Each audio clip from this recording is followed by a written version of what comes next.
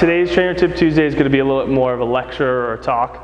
And what I wanted to talk about is managing your expectations, both through injury, through different ebbs and flows of a performance phase or a training phase, through time off that wasn't planned, whether it's work, family, other things that kind of got crazy in your life. I really admire the athletes that are like, oh my God, I'm gonna like try super duper hard. I'm gonna crush myself in the gym. I think that's really important.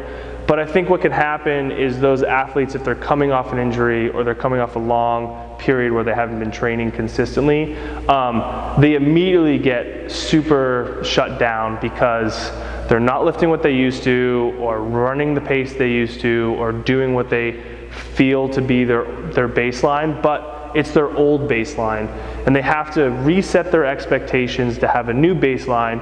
And there's no reason why they can't get back to that old baseline or that old performance.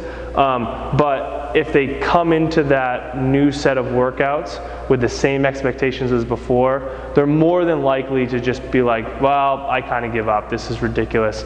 I'm washed up now. I don't need to train anymore. And they kind of fall off the back end, and it gets even harder to come back into training when they want to come back to it. So those expectations, or maybe even, dare I say, ego, can kind of get in the way of a good cycle of training or a good lead up into where maybe people want to go. So things to think about when you're coming into the gym: have you been training consistently? Are you coming off maybe a performance phase and it's time to kind of come back down the peak, so back down the mountain, as we say? Am I coming off an injury?